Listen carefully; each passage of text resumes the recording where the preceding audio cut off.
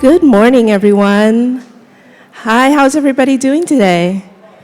It looks like there was an exciting session here before us, but guess what? This is going to be an exciting session too. So I'm really glad that you're all here. My name is Binh with the Education Design Lab. I am the Senior Director for Culture and Design here at the lab. I've been working with the lab for about 6.5 years. And today I am joined by these colleagues, wonderful colleagues of mine, and we are going to be able to share with you some information about the Single Mom Success Design Challenge and how we've been able to work with single mothers, amplifying their voices and really trying to center what their needs are in designing programs that work for them. So excited to spend the next 40 minutes here with you all today and hear from our guests. Without further ado, I'm going to let our panelists introduce themselves, and we're going to start with Rosie here. Hi, good morning, everyone. Buenos dias. We're close to the Mexico border. My name is Rosario Torres, or Rosie, and I'm a program officer with the ECMC Foundation, representing the Career Readiness Team. Good morning, everyone. My name is Alisa Wells. I'm the Executive Director of Community Engagement for Ivy Tech Community College, which is the statewide community college for the state of Indiana. Good morning, everyone. My name is Tamika Duplessis. I serve as the Associate Vice Chancellor for Student Affairs at Delgado Community College in New Orleans, Louisiana. Wonderful, thank you so much.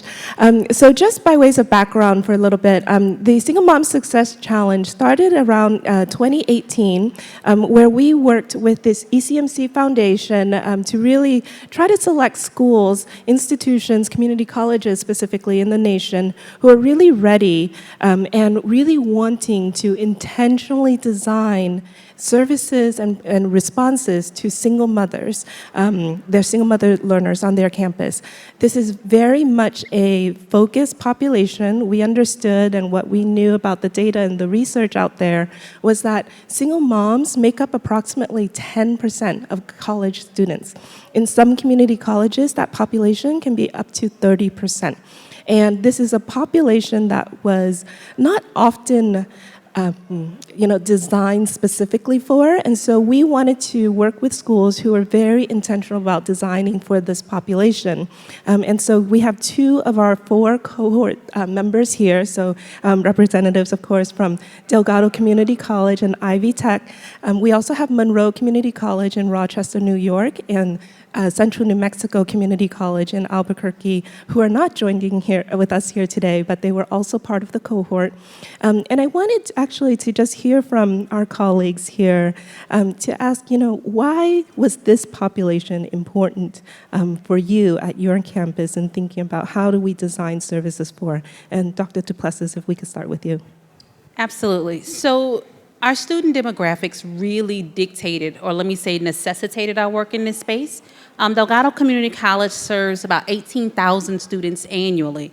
And what we learned was that 70% of our students are female. The average age of our students is 24, and 80% of our students are part-time. So we knew within our population that there was a large number of single mother learners that absolutely needed the help and resources that this program could provide. Thank you so much. In Indiana, only 8% of single mom college learners graduate with an associate or a bachelor's degree within 6 years of enrolling. And so when we thought, why should we get involved with this initiative, we were thinking of the numbers. Our motto on campus is, "In God we trust, everybody else bring data." And the data suggested that this was a population that really needed some intentional support and resource development. And it was a no-brainer when the opportunity came to Ivy Tech Community College as the statewide community college. We have over 200,000 students whose lives we could impact across our 19 campuses across the state of Indiana. And so when we looked at the fact that single mom learners with an associate's degree, they're 36% less likely to live in poverty. They earn $224,000 more over their lifetime. It saves Indiana over $22,000 in public assistance.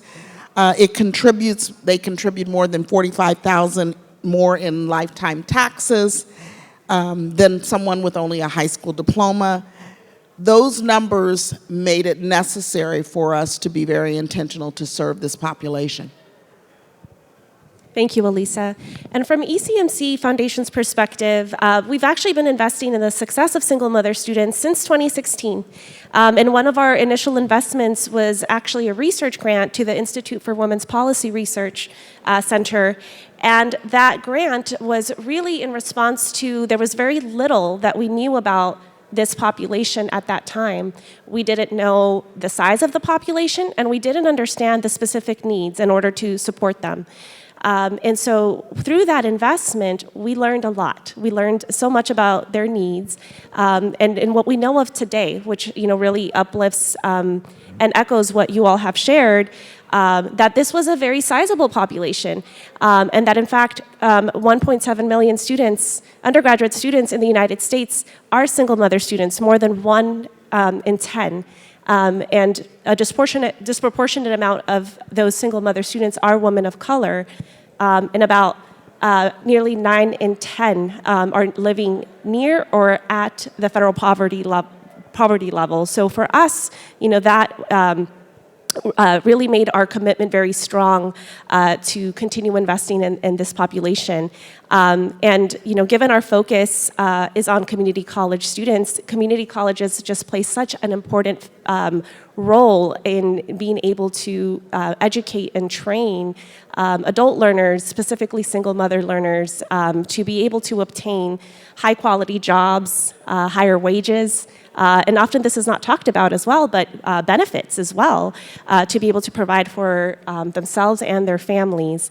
And so we were really thrilled and honored to be able to partner with the Education Design Lab back in 2018 to be able to support the development of new programs and program models that have never been done before. Such a fundamental aspect of design is to create something new and to reimagine how to support single mother learners. So I'm just really thrilled and honored to be here.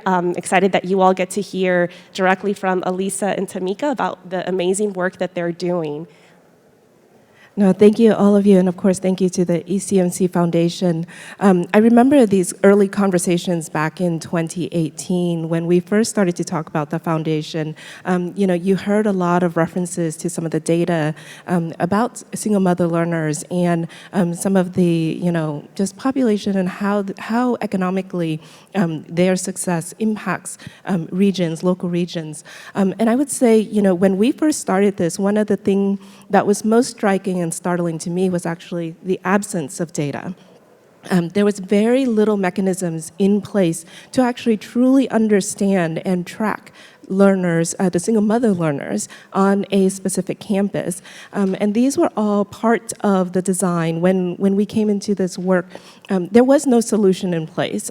We went through a human-centered design process along with these institutional teams on the ground to really start to amplify student voices, bring learner voices along all of the design arc to truly understand, but then also layer in some of these formal mechanisms for data capturing and understanding the population. And so to that end, what we understood was that there is such a complexity in this work that it really did take a village. It was not just student services. It was just not the registrar. It wasn't just academic programming. It was bringing multiple entities to the table in order to do this work. So I would love to hear from our college reps here, so Tamika and Alisa, if you could share with us, what did that look like on your campus as far as the design engagement? Who was part of your design team, and what are some of the challenges and some of the successes that you saw with your teams on the ground? And Alisa, maybe we could start with you today. Sure, Binh. Thank you. I will tell you, as Binh said, there was a lack of data when we started this work. And so what we did in our gallery walks, we brought everyone to the table. We brought our educators, we brought our community partners, we brought funding sources to the table, social service organizations, just to do a deeper dive on how we could impact the lives of our single mom learners. And it was really a revelation for a lot of our community partners, just in looking at what challenges those students really had. And what we discovered, there were some themes that we discovered. A lot of our single mom learners felt isolated. They felt, this isn't a place where I belong. There's nothing that is designed for me as a single mom learner.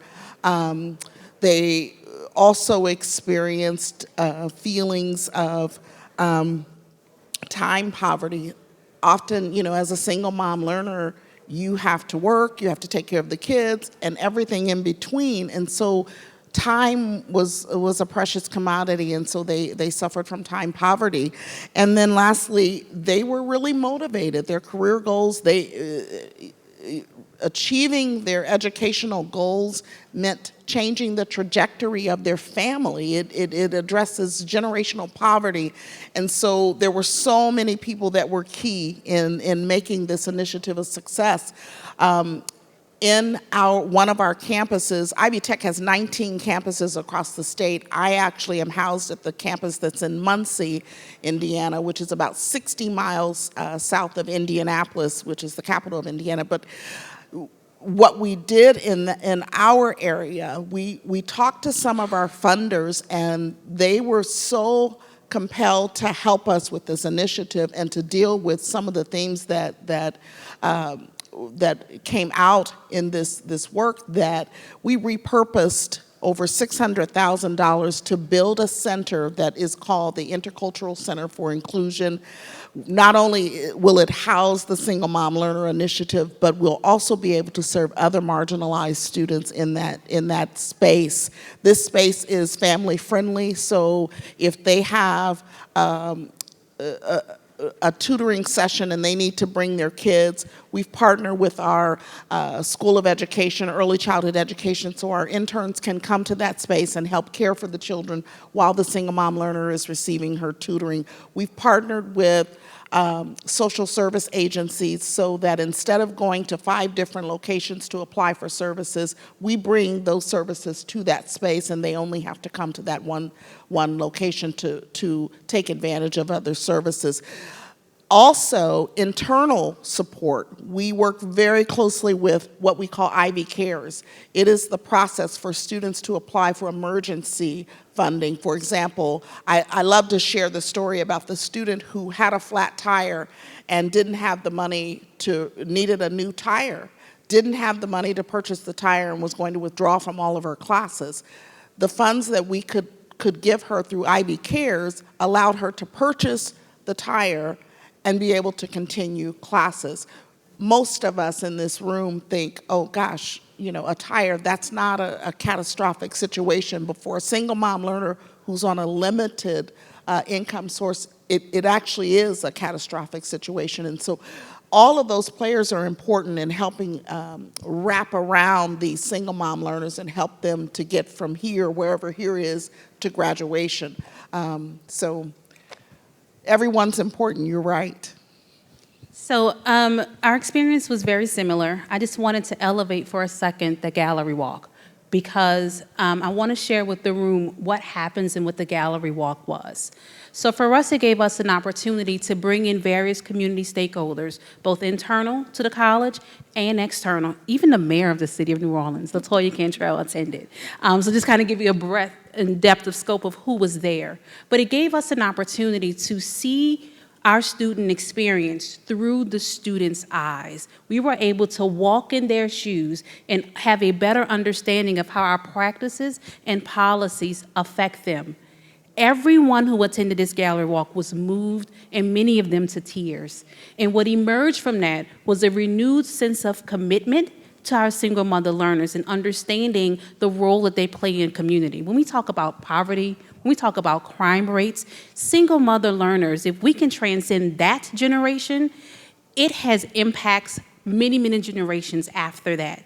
The challenge, one of the things you asked about, Binh, was that when we left this meeting, we all wanted to do more. We wanted to dive in head first and do what we call solution, right? We come to the table like, we know, oh, if we come up with this grant program, then we can do this. And if we have the after-school program, we can do this. But through the process, we learned how to build sustainable programs that work. And an extension of that, we learned how to design programs that meet the unique needs of many of our student populations.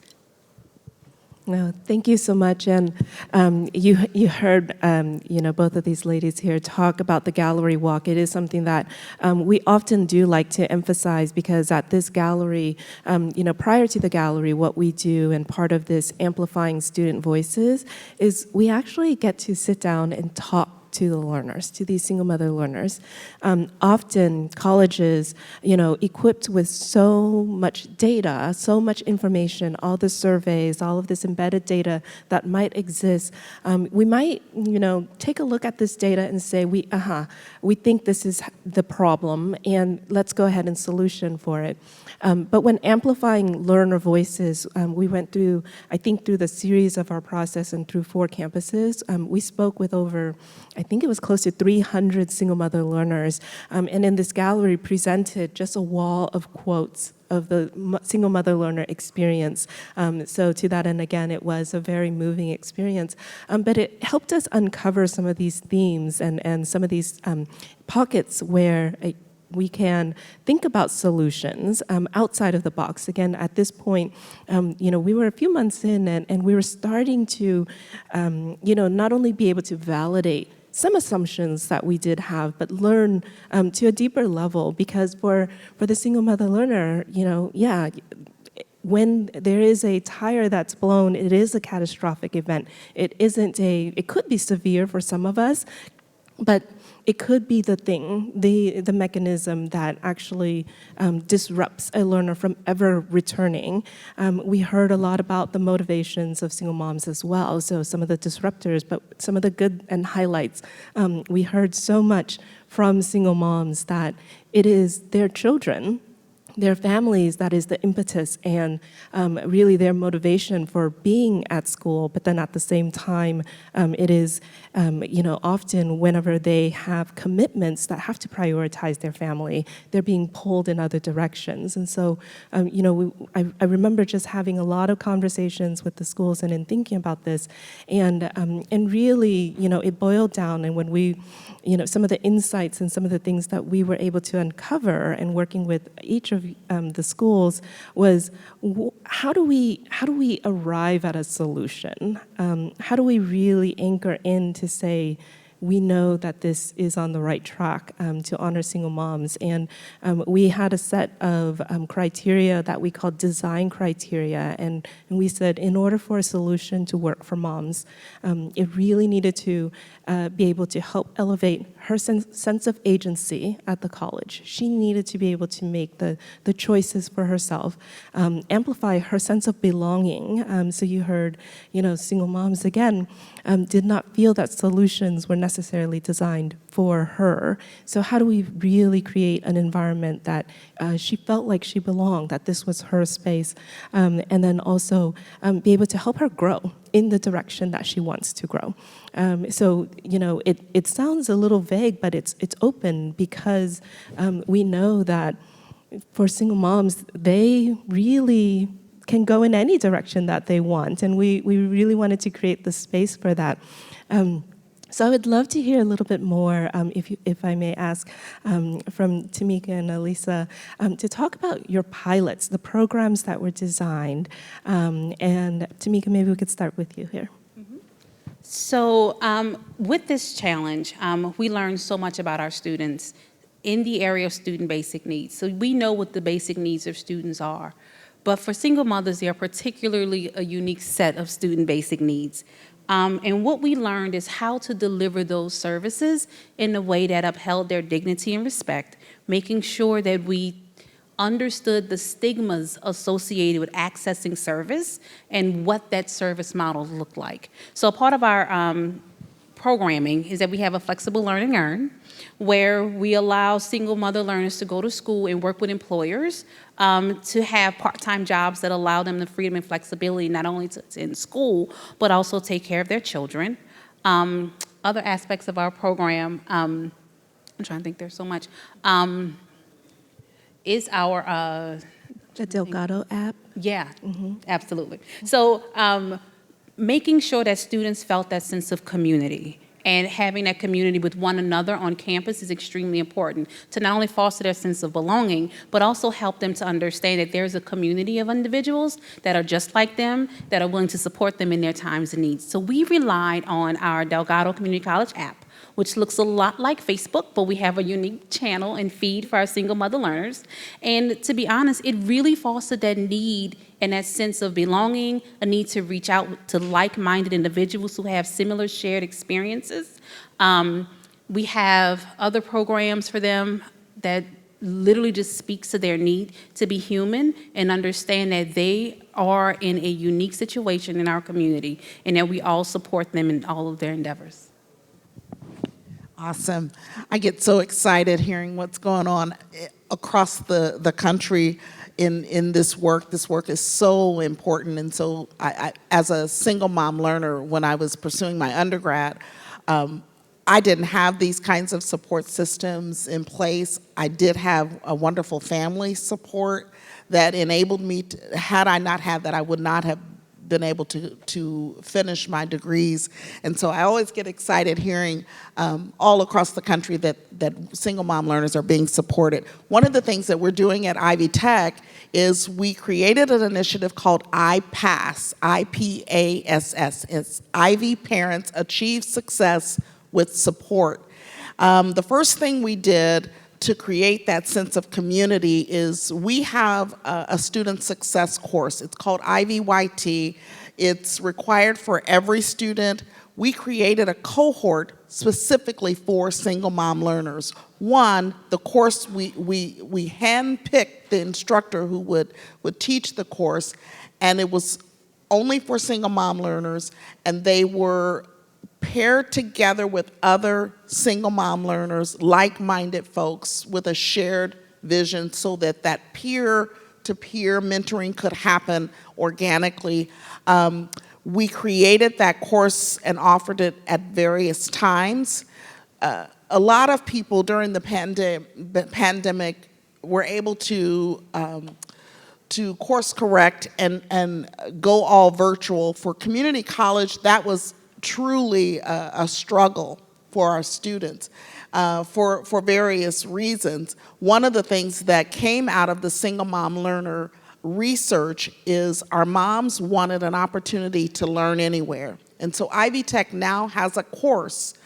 If you take the course in a learn anywhere modality, you can come to the campus and be in the classroom, or you can Zoom in to the classroom, or you can watch a recording, complete the assignments, document that you have done that, and still get credit for attending the course. Now, all of this happened prior to the pandemic, and now we realize how important that opportunity really is, and we're getting more and more folks who are interested in the Learn Anywhere opportunity.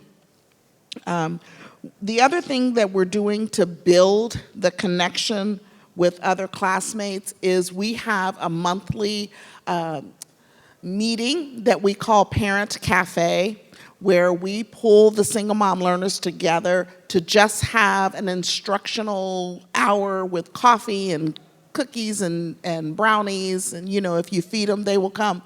And other instructors come in and share information. For example, April is Child Abuse Prevention Month, so we have partnered with the executive director of our local DCS program so that they will come in. You know, we didn't want to have a parenting class. No one's going to show up for that. So we're calling it Parenting Cafe, and we're giving it a nice catchy name, and we're feeding them, and we're just going to have a conversation about what is child abuse, where to go if you need help, just talking about some of the things that we can do to discipline our kids. and just providing the information in a non-threatening, non-accusatory way. That's one of the things that we're doing on our campus. Creating an opportunity where our single mom learners know you belong here. We want you here. We are interested in what you have to provide. We have created a space specifically for you, and to that end, we're having all of these kinds of programs developed and presented for their support. I just wanted to add really quickly. So the program at Delgado is called SMART. It stands for Single Mothers Accessing Resources Timely. So a huge part of our program is making sure that students understand the support that exists at the college, but also in the community as well. One of the things similar to Ivy Tech that we did, we worked on asynchronous and synchronous class offerings, and this was well before the pandemic. But to understand that single mothers, learners have unique needs, and we need to meet them wherever they are. So making sure that the college overall understood that commitment made our transition to virtual during the pandemic just a little bit easier because we've done that already. We've spoken a lot about non-academic supports. Our program also includes stackable credentials and stackable pathways for people to understand that there is a path to the associate's degree, and there are smaller credentials that you can earn along the way that can also allow you to bend that income and allow single mothers to work as well as attend school. No, thank you for sharing that. And I want to push on some of the themes and some of the things I'm hearing. You might be hearing a lot about just community and streamlining. I think that is something that's really important. And we don't have our friends from Monroe Community College and Central New Mexico here, but some of the highlights that related to community and creating a space for sense of belonging. Both of those institutions also implemented strategies and thought about how do we meet, single mother learners where they are. And so for the Central New Mexico colleagues, they realized, they didn't have a Delgado app, unfortunately, but what they did have and what they did know was that their single moms were already aggregating on communities such as Facebook. So they leveraged those communities where moms already were, built a programming and foundation, and started to build more activities, family-friendly centered activities, book drives, things that often I don't want to say that they're overlooked, but they're just not intentionally programmed in a sustainable way. And so Central New Mexico did that. Monroe Community College similarly has a student success course, but they also, in that course, what they do is they provide actually timely access to resources to their single mother learners by ways of, again, streamlining. So before, when it used to be a scenario where moms were handed a phone number or an email and sent to go find childcare somewhere, Monroe removed that barrier and said, you can apply for your childcare, through the Child Care Council directly here on our website. You don't have to take that extra step, and we're going to help you. And it was creating that community of trust, again, something that we haven't explicitly stated, but is something that was a very large theme, a huge theme. We heard several of our colleagues here just say the stigma on campus. This was something that we heard from the very beginning from learners who said, not only do we feel isolated, but there is a stigma that occurs in the classroom, not only from staff, faculty, unfortunately, but sometimes, many times, with other colleagues and peers. And so how do we take steps to remove the barrier and really start to address the stigma? And at Monroe Community College, they're starting with the data. They said, can we start with the data with our community, being able to share how just really the number of students who are single moms on their campus, that in itself starts to, really make way for a conversation to happen. The next step that they're taking, it's going to actually be in May, the end of May, they're doing empathy training for their entire campus, so that so that their entire campus can be equipped with what it means to truly understand the needs of these learners. So I thought that I would just highlight that in addition to what we've heard here. We have a few minutes left, and what I would love to hear about, we started to allude to this, and maybe from all three from the panel here, is to talk about COVID and its impact, and then how do we move from here? Because certainly COVID hit right when we were in the depths of planning and getting ready to launch our pilots at each of the campuses. And so if we could talk a little bit about that, and then just, how do we see ourselves moving on at this moment here? And Tamika, maybe we can start with you and we'll work our way in this way. Oh my, COVID-19.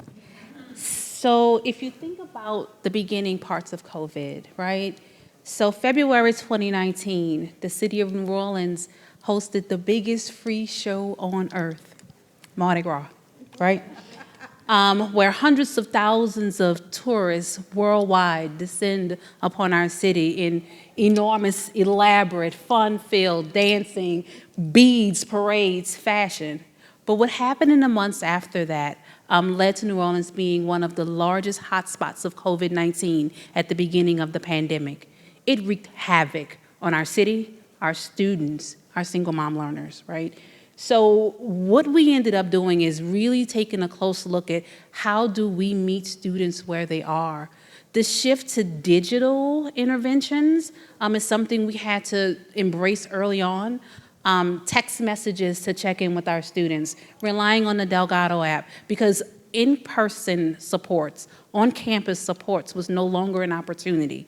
So what did we learn from that is that we're gonna need a mix. We're gonna have to have a mix of in-person, face-to-face services and opportunities and programs, as well as off-campus, digital, streaming online, Facebook, making sure that students, wherever they are, have access to the programs. COVID-19 taught us so many lessons, but I have to emphasize meeting students where they are, wherever they are. Yes, and I'm guilty. I love Mardi Gras, but I didn't go that year though. So COVID hit, and we were all so concerned at how our students would adjust. Many of our students had multiple children who all needed to study at home. They had one computer, and so our single mom learners were challenged because they didn't have either access to internet, or they didn't have a sufficient number of computers or laptops. Ivy Tech instituted a laptop loan program, so our students could actually come to campus and borrow a laptop that they could use at home.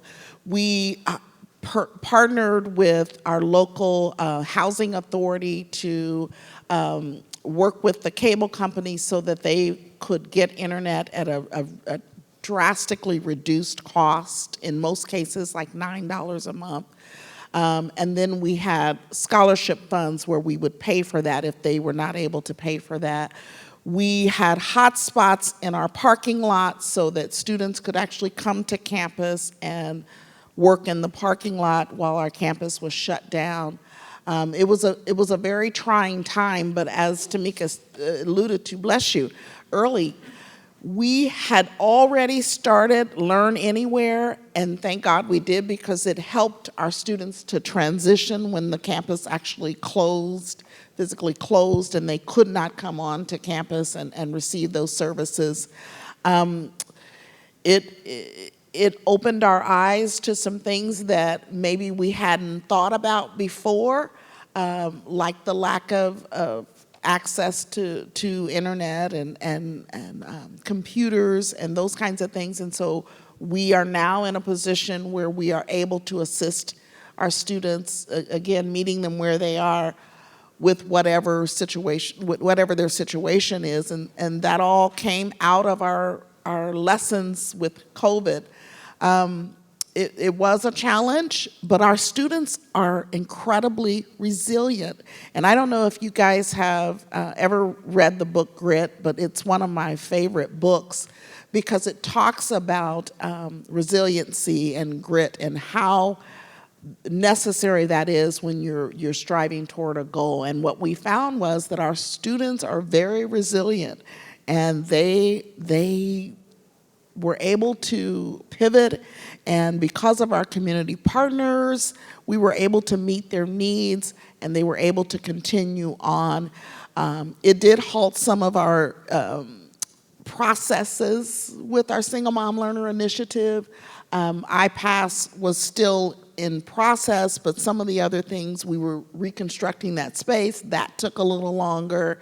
We're happy to announce that this fall that space will be dedicated, and so we're back on track now.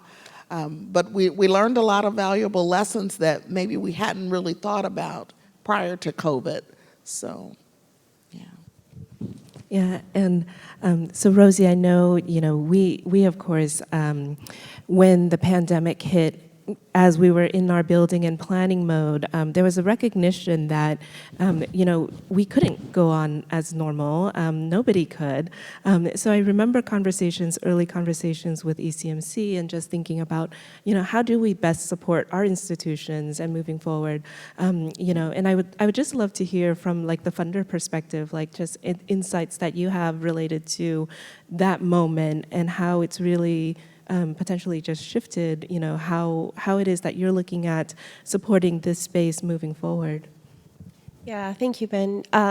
Yeah, certainly. 2020 was, just such a trying time was a perfect way to describe it. I think for us, we were learning alongside all of our institutional partners as well, and we knew that we absolutely could not move forward as planned. And we wanted to be able to provide that flexibility to be able to meet institutions where they were at in supporting single mother learners. At the same time, we were, given where, the foundation sits and we support several other projects that support single mother learners, we were also, taking note of lessons from, what other programs were facing. And one thing that kind of rises to the top for me was one of the grants that I support with Lyft, they saw greater engagement levels through their, they had online communities where single mother learners just wanted to connect with each other. Yesterday, I had the opportunity to sit through Stage X, the evening reception, and heard from the Surgeon General. And he spoke about the importance of how humans, as human beings, we are just so hardwired for human connection.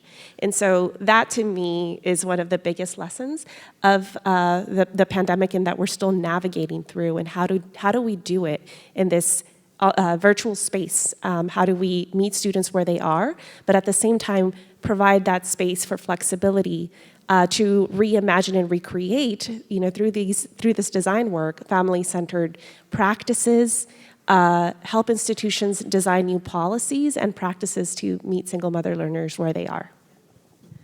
No, thank you for that. And I know certainly one of the things that working with this cohort that everybody has recognized here is we're never done.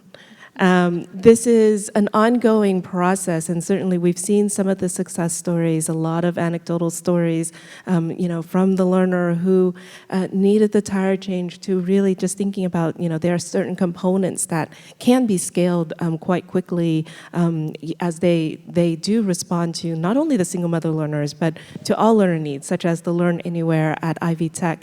And so we're seeing these pockets of excellence, and one of the things I love about just hearing from both of these teams, Delgado, I know you all have started putting together and putting these identifiers in your data. So now we know for sure, we don't have to use proxies, we don't have to use estimates, we know for a fact. And it took time. It took time. In fact, one of the things we didn't mention, part of this design work, there is a core team, and on Delgado's team is not only a researcher, but our IT friends. And so, we bring those who generally you would not suspect or think to be part of a design team solutioning in this space, into this world, and it has certainly helped. I see the countdown clock, and we're about to run out of time here, so I don't know if there's any last comments that any of the panelists would like to share. I just want to encourage you all. You're here because you're obviously interested. This is very valuable work, and I hope that us being here today and just sharing just a snippet of what we have been doing in our communities, that you will take that and certainly use it in your communities, because it's not an Indiana issue, it's not a New Orleans issue, it's a worldwide issue. And if we get more people to raise this issue and really start pulling resources to support these single mom learners, we can change the world. I just wanted to add that single mother learners on your campus are gems. They are gems. And helping this population helps transcend generations to come. They are valuable. They are worth it. They have voices. Elevate those voices. Invest in the resources, and your communities will benefit. Thank you. Round of-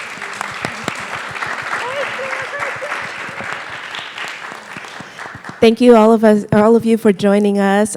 We will not hold you from the StageX lunch. There is some resources on the top of the stage here. If you want to grab some, you can download our white paper with some of the insights and learnings from this work, and you could follow along with our work too as we continue to move forward. Thank you, everyone. Thank you.